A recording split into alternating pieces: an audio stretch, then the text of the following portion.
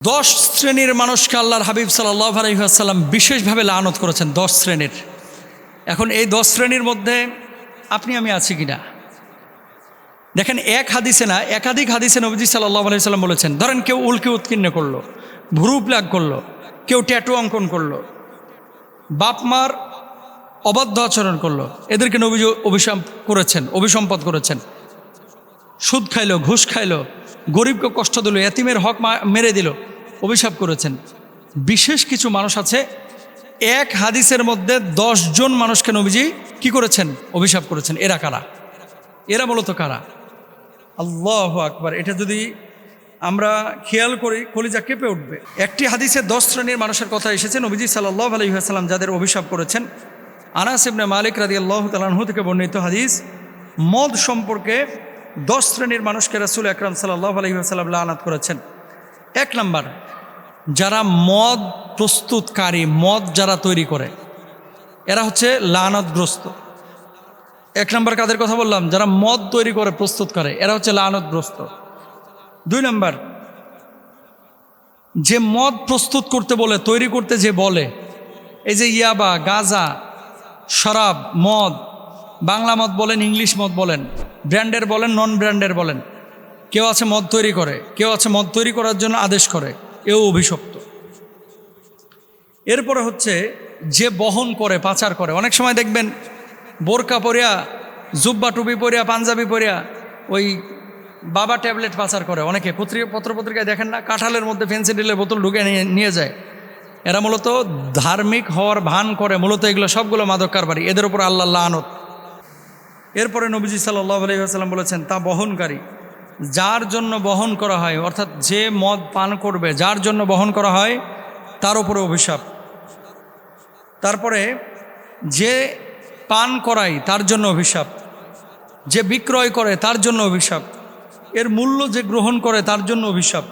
যে মদ ক্রয় করে এবং যার জন্য মদ ক্রয় করা হয়, তার জন্য অভিশাপ। সুনানে তিরমিজির হাদিস।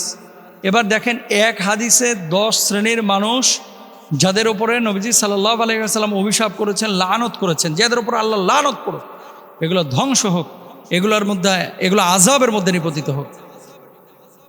তাহলে আপনারা যারা মদের কারবার বা নেশার সাথে জড়িত, তারা কিন্তু এই অভিশাপের মধ্যে পড়বেন। আর যারা নেশার সাথে জড়িত না, আপনারা এর মধ্যে পড়বেন না। এখন ইউরোপ আমেরিকা আপনারা যারা আছেন, পাশ্চাত্যে, আপনারা অবলীলায় মদের ব্যবসা করতেছেন, আবার ওদিকে উমরাও করতেছেন, আবার ওদিকে হজ্জ করতেছেন, আবার বলতেছেন মদ না থাকলে ইউরোপের কাস্টমাররা আসতে চায় না। ভাই, কোনো তরিকায় আপনি পেঁচায় পুষায় যতই বলেন না কেন, এটাকে জায়েজ করতে পারবেন না। আপনি এটা জায়েজই নাই। আপনার কাস্টমার আসতেছে না, আপনি ওই ব্যবসা বাদ দেন, আপনি অন্য কিছু করেন, আপনি উবার চালান। কিন্তু কাস্টমার আসতেছে না, কাস্টমার ধরার জন্য এই করা সেই করা, এই জন্য আপনি অবলীলায় মদ বিক্রি করবেন, ইসলাম কিন্তু এটা বলে নাই ভাই। আর আপনি কিয়ামতের ময়দানে যেখানে একটা হাদিস দিয়ে 10 জন মানুষকে অভিশাপ করা হয়েছে, সেখানে আপনি কিভাবে আশা করতে পারেন যে আল্লাহ তাআলা আপনাকে মাফ করে দেবেন? এবং এই সমাজের মধ্যে এই যে লা ইউকাল্লিমুহুমুল্লাহু ওয়া লা ইয়ানজুরু ইলাইহিম ওয়া লা ইউযাক্কিহিম ওয়া লাহুম আযাবুন আলীম, আল্লাহ যাদের দিকে তাকাবেন না, কথা বলবেন না, যাদের দিকে আল্লাহ তাআলা নেক নজর দিবেন না, যাদেরকে পবিত্র করবেন না, কিয়ামতের ময়দানে যাদেরকে জাহান্নামে নিক্ষেপ করবেন, এরকম এক শ্রেণী হচ্ছে মুদমিনুল খামার, যারা হচ্ছে মদ পান করে। এই জন্য মদের যে হুকুম, ইয়াবার সেই হুকুম, হেরোইনের সেই হুকুম, নেশা জাতীয় যত জিনিস আছে এগুলো থেকে আমাদেরকে বেঁচে থাকতে হবে। আল্লাহ তাআলা আমাদের সবাইকে বোঝার তৌফিক দান করুন। দুনিয়ার সামান্য স্বার্থের জন্য আমরা কিন্তু আমাদের সত্তা বিক্রি করে দিই, আমরা আমাদের ভূমি বিক্রি করে দিই, আমাদের স্বকীয়তা, স্বাধীনতা আরেকজনের হাতে তুলে দিই। কিছু কিছু মানুষ আছে ভাই এই পৃথিবীতে, যাদের কাছে ইমানটাই হচ্ছে মূল দৌলত, এর বাইরে কোনো দৌলত নাই। এমন একজন মহিয়সী নারীর কথা আপনাদের সাথে একটু শেয়ার করি। ছবিটা হয়তো আমার হাতে আপনারা অনেকে দেখতে পাচ্ছেন। এই যে দেখেন, দেখেছেন? অনেকে দেখতে পাচ্ছেন, এদিকে তাকান। আচ্ছা, ওনার ব্যাপারে পরে বলছি।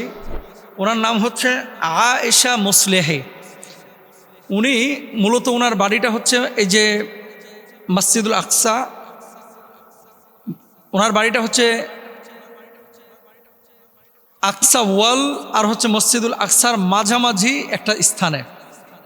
আচ্ছা, আয়েশা মুসলিহিকে নিয়ে গোটা আরব বিশ্বে আলোচনা হচ্ছে যে আল আকসা মসজিদের কিনারায় তার ছোট্ট একটা বাড়ি, যেখানে একটা রান্নাঘর, একটা বেডরুম, একটা বাথরুম, এরকম একটা ছোট্ট বাড়ি, যেই বাড়িটাকে ওই ইসরাইল, ওই বদমাশগুলা দখল করার জন্য তাকে প্রপোজ করেছিল। যেহেতু মূল মালিকানা তার দাদা এখানে বসবাস করেছে, তার বাবা করেছে, তার আত্মীয় স্বজন করেছে। মূলত তার ভৌগোলিকভাবে তার বাড়িটা হচ্ছে মসজিদুল আকসা এবং বুরাক ওয়াল বা ওয়েস্টার্ন ওয়াল যে ইহুদিরা বলে থাকে, এটার মাঝামাঝি ছোট্ট একটা জায়গা। যুগ যুগ ধরে তারা এখানে বসবাস করেছে। কিন্তু এই দখলদার বদমাশগুলো তাকে অফার করেছে 10 থেকে 12 লক্ষ ডলার দেওয়া হবে, তুমি এই জায়গা থেকে চলে যাও। মানে ওদের ইন্টেনশন এরকম ছিল যে যদি একটা বাড়ি এভাবে কিনে নিতে পারে, তাহলে পরবর্তীতে যে এখানে বাড়িগুলো আছে তারা কিনে নেবে। 10 থেকে 12 লক্ষ মার্কিন ডলার কত লক্ষ টাকা হতে পারে? আপনি বাংলাদেশি টাকায় যদি হিসাব করেন তাহলে কিন্তু কয়েক কোটি টাকা, প্রায় 5 থেকে 6 কোটি টাকা হতে পারে, কম বেশ হতে পারে। 5 থেকে 6 কোটি টাকা এক রুমের একটা বাড়ি। আয়েশা মুসলিহি জবাব দিয়েছে যে মাতৃভূমি বিক্রি করা, নিজের জন্মভূমি বিক্রি করা, এটা যেন ইমানই বিক্রি করা। এজন্য সে স্পষ্ট জবাব দিয়েছে, শুধু 10 লক্ষ মার্কিন ডলার কেন, 100 মিলিয়ন মার্কিন ডলারও যদি আমাকে অফার করা হয়, আমি তারপর আমার মাতৃভূমি ছাড়ব না, আমি আমার এই জন্মভিটা ছাড়ব না। কারণ কি, আমার হৃদয়টা সবসময় মসজিদুল আকসার সাথে লেগে থাকে, আমার হৃদয়টা বুরাক ওয়ালের সাথে লেগে থাকে, আমার হৃদয়টা স্মৃতি বিজড়িত। 70,000 পয়গম্বর যে মসজিদে নামাজ আদায় করেছে, সেই মসজিদের সাথে জুড়ে থাকে। সেই মসজিদের কাঁচ ছেড়ে আমি কখনো চলে যেতে পারি না। এটা হচ্ছে আয়েশা মুসলিহের কথা। মূল কথা মূলত আয়েশা মুসলিহিকে দেখানোর উদ্দেশ্য না, উদ্দেশ্যটা হচ্ছে আপনার আমার অবস্থাটাকে। আমরা কিন্তু সামান্য স্বার্থের জন্য নিজেদেরকে বিকিয়ে দিই, নিজের বাপের ভিটা, জন্মভিটা, হ্যাঁ, এগুলো বিক্রি করে দিই সামান্য কিছু স্বার্থের জন্য। ইভেন ইমান পর্যন্ত আমরা বিকিয়ে দিই। ইমান বাপ মসজিদের জন্য জায়গা দান করে গেছে, ছেলেরা বড় হয়ে যাওয়ার পরে যেমনি দেখছে জায়গার দাম বাড়ছে, অমনি মসজিদ কমিটির ওপরে চড়াও হয় যে আমার আব্বা ভুলে দিয়ে গেছে, অন্য জায়গায় জায়গাটা আমরা দিই, এই জায়গাটা ছাড়িয়ে দেন, এরকমও হয়। ইমানদারদের উচিত হচ্ছে নিজের স্বকীয়তা, স্বাধীনতা।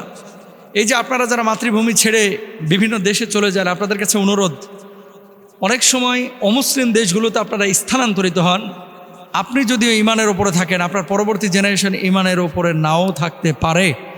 এই জন্য তাহজিব, তামাদ্দুন, তাকওয়া, নিজের স্বকীয়তা, স্বাধীনতা, এগুলো আমাদের একটু ফিল করা উচিত, অনুভব করা উচিত। আপনার জীবনের সবচেয়ে বেশি প্রায়োরিটি দেওয়া উচিত হচ্ছে আপনার ইমানকে, আপনার মাতৃভূমিকে, আপনার জন্মভূমিকে এবং কুদসের এই এরিয়া, যেই এরিয়াতে আমার নবী সাল্লাল্লাহু আলাইহি ওয়াসাল্লামের কদম মোবারক পড়েছে। আল্লাহ তাআলা আমাদের সবাইকে বোঝার তৌফিক দান করুন, আমিন।